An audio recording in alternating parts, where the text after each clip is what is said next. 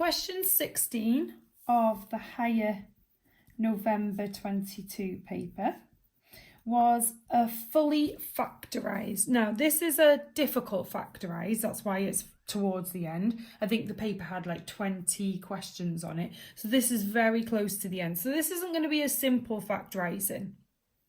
It is only worth 3 marks, but it isn't as horrible as you think it is. It's just that there are no numbers. So factorise means we're going to put back into brackets. We're going to need some brackets in here somewhere. Because it's later on in the paper, I would expect double brackets. Okay, so just make sure you bear that in mind when you're doing factorising later on in the paper. What I can see first of all is that each part has a K and a P in it. So I know that I can pull out something before I even think about double brackets. So first of all, I'm going to factorise it into a single bracket. So there's a K in each part. That's going to come out. There's also a P in each part. So what have I got left? If I divide this by KP, I'm left with K squared.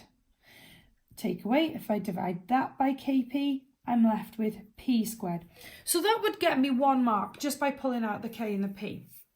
Now this I can factorise again. Okay, so K squared minus P squared. This is called the difference of 2 squares.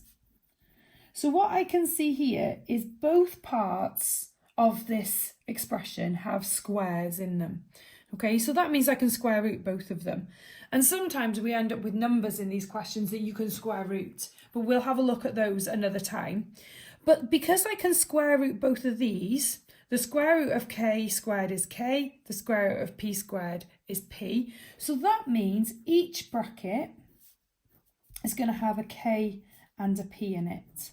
However, what I've got in the middle is nothing. So we haven't got K squared plus KP take away P squared. So the middle part has disappeared. So what I have to do is I make sure that that happens.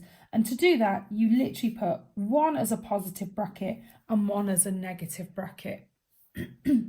So that is the difference of 2 squares.